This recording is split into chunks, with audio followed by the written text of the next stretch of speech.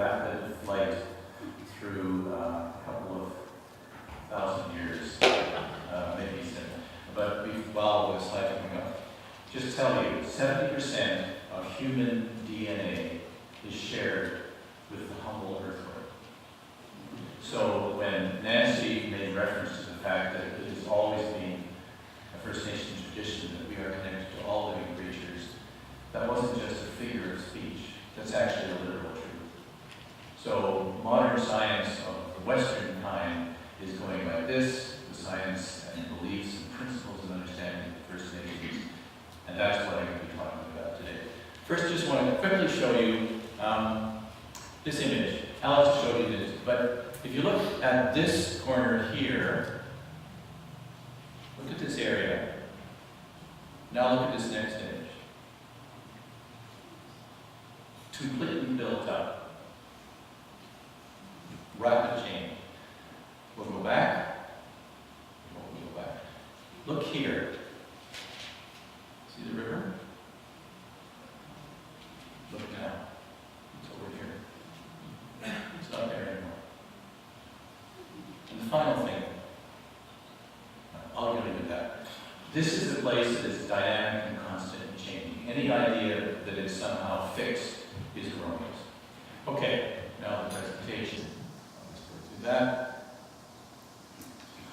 This is because we have the esteemed academic here, I'm going to make it a thesis. The thesis is that Western science has lost its way, and the Aboriginal wisdom will show us the way home. So you can judge at the end if I've actually managed to have my thesis accepted by the academic authorities. I'll start off by the best thing to do is always quote one of your examiners, and this is a book that Nancy edited. And here's a quote, and it said, basically it says that when Europeans came here, we thought Aboriginal people didn't do very much, they just hunted a few animals and caught a few fish and gathered a few birds, without realizing that in fact there was extensive agricultural activity going on in this continent. Very intricate, and you're going to see some of it, you've seen some of it already, you'll see more. How many people learned this little verse? Okay, well, unfortunately what happened is that we thought it was good from the point of view of the experience through most of the last 500 years for Aboriginal people. That's a book by an American, this is a book by a Canadian, Ronald Wright.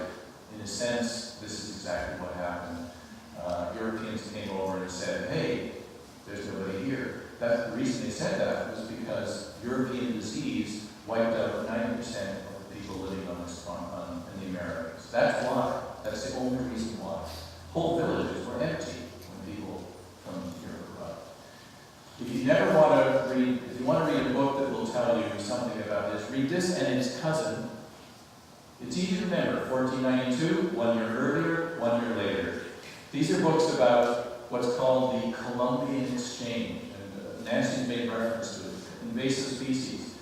When Columbus came here, all the plants and animals in the Americas went to the rest of the world, and all the animals and plants in Europe and other parts of the world came to the Americas. It's called the Columbian Exchange after good old Christopher Columbus. And if you understand that, you'll understand why we live in a radically changed world where everybody's invading everybody else. So we have to work together, is the bottom line. Anyway, those are very good books in the library. How do we use knowledge? All of us use knowledge in different ways. There's various purposes to gather knowledge. Here's how many, the principles underlying Aboriginal knowledge gathering. Survival. Judy and Bonnie told us that eloquently once a few months ago in the presentation. Sustaining resources. You don't want to destroy your bread, your bakery. And if your bakery happens to be out of the woods, well, you don't destroy the woods. And also a sense of reverence and respect for the natural world, because it is what sustains you. You become brothers and sisters. Western industrial society, about 2.5 centuries ago, went heavily into this way of using knowledge. Money, goods, and a kind of intense curiosity about the world, which was justified, but it was more of our intellectual sort. It wasn't pragmatic, practical. So, how do we rate knowledge? Well, this guy has set up a set of awards that we've all heard of, the Nobel Prizes. They are the pinnacle of our award system. What are they for? Physics, chemistry, medicine, things that are all to do with people in abstract places or in laboratories. But what's not included? Well, turns out there's a lot of stuff not included.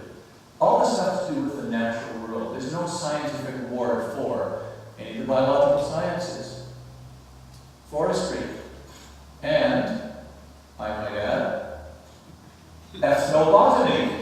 So if Nancy Turner was world-renowned and everybody honored her, she could never win a Nobel Prize because there isn't one for her discipline. What else is left out? Stuff about how we behave. Things like psychology. You can't win an award even if you were a brilliant psychologist. You can't win an award for any of these things because they don't exist.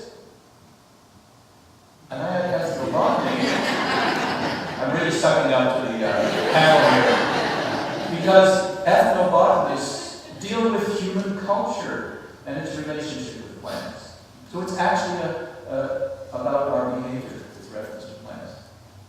And a very important omission. We don't recognize bioethics, the relationship between living things, us and them, together. Things like ethics, things like, go baby, honesty studies, objectivity studies, the value of objectivity, the value of integrity, carefulness studies, on how much more important it is to do something carefully than to do it in a slapdash manner. Openness studies. So, you'll be pleased to know, I was the person to notice this.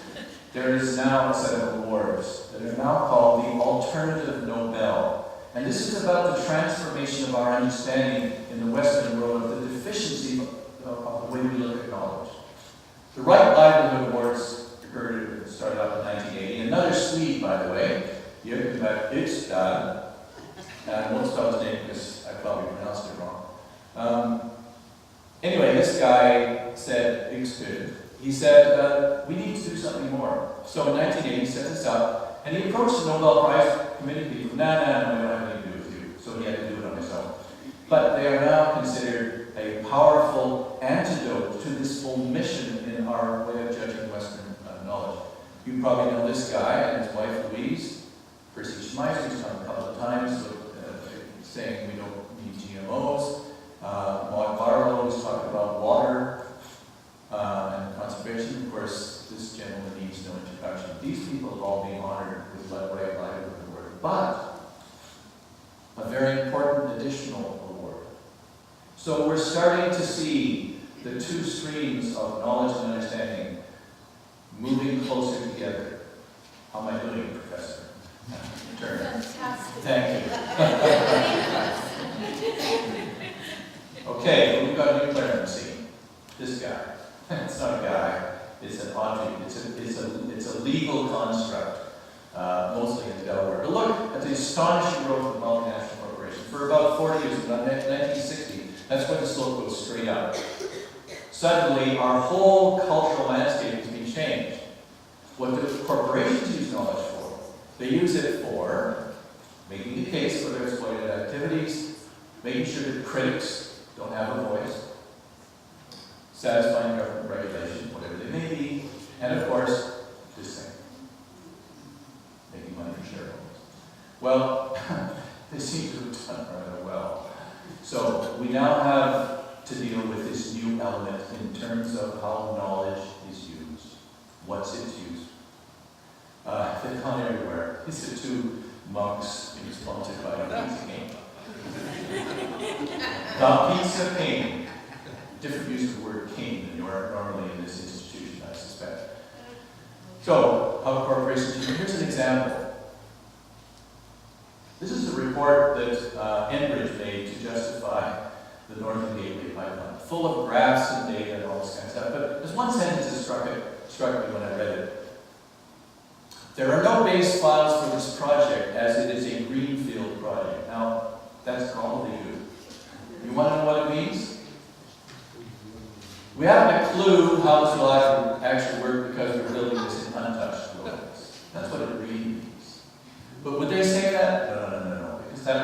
too obvious that we all know what they're talking about. Okay, that's the obfuscation process. Now, we together could be called civil society. That's a term that's often used in academic circles. Civil society. That's us. What are we doing to make a different use of knowledge to try and counteract this process that the corporate sector has introduced? Well, we've introduced something called ecosystem valuation. That is, we put a dollar value on the functions of things like wetlands, like clean air, like clean water, like healthy soil, like a diverse and rich ecosystem.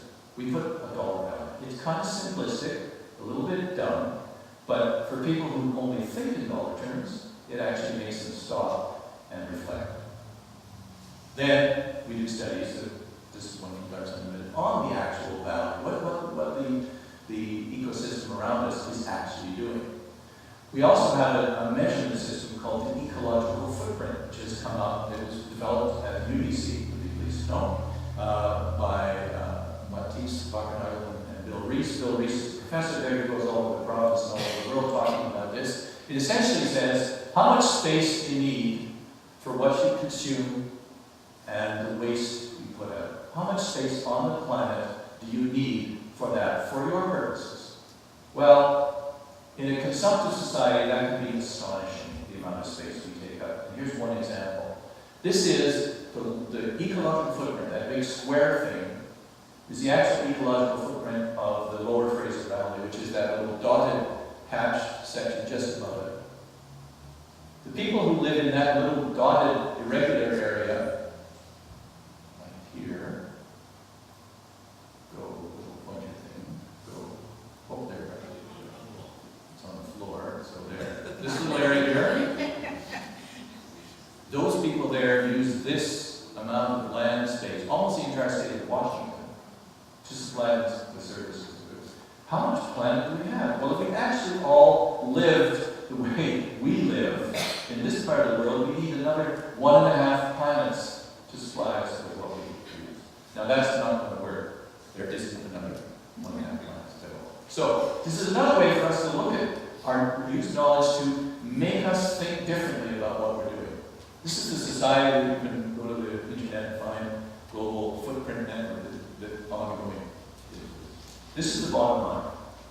When I say we've lost our way, we are developing our planetary resources and support system in ways that cannot last. So we can't afford to build in floodplains. This was a paper written in a popular journal. And this guy here, he brought in Salmon Arm, water brought in Salmon Arm to speak about the risk of building a floodplain. This is a floodplain study done in a First Nations community south of the border in Washington. They commissioned it. They're thinking about these things too. That's using science for a different way to do it. Now, coming a little closer to home, some of us may be familiar with there. That's the original document produced for the shopping center development. Here's the report from the QEP. There's the geotechnical support used. And here's an archaeological survey that was used by them to rationalize what they were doing. I want to talk about that just a little bit. They said this: there are no sites in the property for development. But, in reality, it wasn't true. In fact, the reason they didn't find any artifacts there was because if you've got any range, you're not going to build a home in the middle of a puddle of water. That's where it flooded all the time. First Nations, why would we stay in the dry around the other side of the river? That's kind of obvious. They also said there was no evidence of First Nations activity. There were some culturally modified trees, but the statute in the province of British Columbia about archaeology says you don't have to report that as evidence of the presence of First Nations activity. So they didn't. They just didn't happen to mention it. And interestingly, the proponents of these didn't want to work with First Nations. Had to be bludgeoned in the legal sense of the term, not the physical sense, into doing that. Eventually did it, but it took about a year for that to be made to happen. So that's the backstory. This is how, not just this entity, this corporation, but in general, how the corporate mindset, if you like words. Okay. That's that. Now, ordinary folks can use science and Aboriginal knowledge to try and rationalize how we behave in society, to oppose processes that aren't sensible. And this is some of the stuff that we gathered over the last 3 or 4 years. Studies, lots of studies. Some we did ourselves or commissioned, others were done by others. In addition, graphs and tables and maps and all this kind of stuff. We did lots of those too. And photographs. I'm just going to show you one. This is the 1 in 5. George Zorn, I think, George or Alex, found it in some obscure database, George, and it was such a good photo because it showed the exact 1 in 5 flooding level that determines fish habitat, that everybody used it, including the proponent for the proposal, the provincial government, First Nations. Everybody's used this photograph. It just happened to be somebody who was out flying a plane, taking aerial photographs on the right day at the right time. Anyway, that's how it goes. Competitive, destructive, oppositional approach to using knowledge. It's too late. We can't do this anymore. So, we have to start integrating all of our knowledge and use it for different purposes. Now, the other examiner on this panel is not here today, Anne Garibaldi, but I stole from her thesis 2 quotes. There's a Wapato, by the way, and here's the basket. Here's the basket. That's the basket. And there's a diggy stick out in where we're eating lunch. You can see it in the display. In this thesis, there are 2 quotes from 2 different people that are from parallel universes. This one, yeah. Thank you, man. We're on. Okay, this is George Dawson, the guy after whom Dawson Creek is named. If you go to Dawson City. Okay, what does he say? He's wandering around Salmon Arm Bay. You have to tootle down here at one point. He's wandering around. This is what he sees. He's it's kind of low and swampy. There's a lot of land that could be made into farmland, good for agriculture. Once you clear the trees out, you won't have to worry about irrigating it. It's nice and soggy. And but the river's kind of crummy. You don't think you can probably get up the river. It's too shallow. That's his perspective on it. Appraising it in a very mechanistic, sort of functional, how can we make money, how can we grow food, how can we travel, exploitative way. Here's what what Mary Thomas had to say when she was talking to Anne. She said we'd go down with all the old ladies, the neighbours. They'd pop the Wapato out of the mud. She said the Wapato was everywhere, just all, whole foreshore. It was so plentiful, I don't think they could ever put a dent in it. It was all over. And we'd go home, we'd play games, we'd have lunch, we'd have a grand old time, and we'd take our food, our first spring harvest back with joy and delight. It's not just swamp. It's not just a place where you could clear it all out and put in farms. 2 different perspectives from 2 communities that at that time never spoke to each other. We're beyond that. It doesn't work anymore. Here's how we have to start using knowledge, I believe. They said point there, I'll point everywhere. We have to think holistically in complete systems, in complete functions.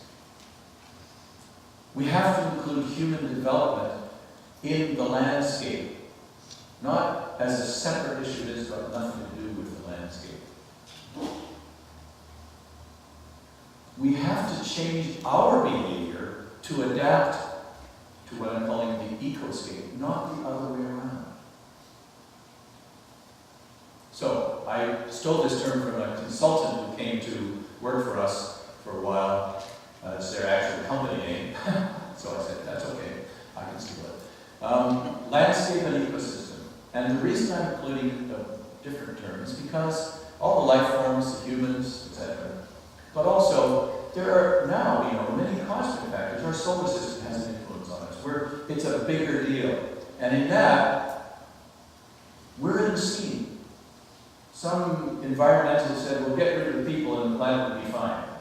Well, that means get rid of yourself. And how many of us in this room are ready to go out and immolate ourselves in order to make the world a better place? We would consider that very unkind, especially your children.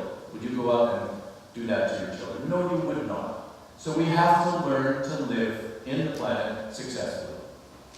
Here's some elements very quickly. We have to use the deepest ecological science we have. We have to use psychology. We have to understand why we do what we do. We have to take all cultural knowledge, not just some cultural knowledge, all cultural knowledge and blend it together. Use historical studies, include the planet's history in what we do. We have to learn to imitate Mother Nature instead of trying to overcome Mother Nature. And we have to use all knowledge equally. Now this guy, if you have a kid and you think he's smart, you say, oh, you're such an Einstein. In Western science, he's considered pretty hot. Well, here's what Albert had to say on a couple of subjects. Science without religion is lame. But what he meant by religion, and religion without science is blind, he meant this force beyond which we can, beyond our understanding. He wasn't talking about a formal religion. He's talking about this mysterious world that we live in that's so much beyond our ability to understand. He also said, on a somewhat more cynical note, technological progress is like an axe in the hands of a pathological criminal. It doesn't have to be, and there are many people other than pathological criminals who can wield the power of technology, but we must remember how powerful and destructive it can be. He also said, he was very much a peace activist, we can't do it by force. We have to do it by mutual understanding. And that is the purpose of this gathering today, is for us to engage in the process of mutual understanding. We're all in this together. Now, there's another very wise person, some of you may know. This is the only extant photograph of him, taken in the late 1890s, Chief Seattle. Now, I'm going to put two quotes up, one by Albert Einstein and the other by Chief Seattle. And I want you to read them and understand that we're really all on the same track, and this has been known for a very long time. So here's what Albert had to say. And I'll just read it. You could close your eyes and just let these words bathe you. A human being is a part of the whole, called by us the universe, a part limited in time and space. He, or she, experiences himself as something separated from the rest, a kind of optical delusion of his consciousness. Our task must be to free ourselves from this prison by widening our circle of compassion to embrace all living creatures and the whole of nature in its beauty. Chief Seattle said, humankind has not woven the web of life. We are but one thread within it. Whatever we do to the web, we do to ourselves. All things are bound together. All things connected. Two people from two mental universes saying the same thing. As you've seen, Western science is starting to understand that we must be more inclusive. We must add in a sense of the heart connection, the emotional connection to the world around us. You're going to hear more later today from Bonnie and others about the Mary Thomas Heritage Sanctuary and Cultural Center. You've already heard some. You've seen the plans that Nancy Turner has described. You can see that we're getting there. This project is a project that links in the way we need to link together. It's ecologically sound. It's psychologically sound. If you saw Nancy and Anne Garibaldi down on the foreshore and Alex just absolutely dancing around with excitement about every plant that they found, you'd understand that this is part of our DNA, to rejoice in the beauty of the natural world. It's also economically secure. This is designed to earn a stable livelihood for people, especially for our First Nations neighbors. It's something that will last. It It won't destroy itself. It won't eat its own children. It will last and last and last. It's sensitive to the cultural diversity that characterizes our world. It's fair. Everybody has a chance. It's fun. Imagine that. And as you saw from the very beginning, this is about the constant and dynamic change of our world. And by the way, we have an employer who's a tough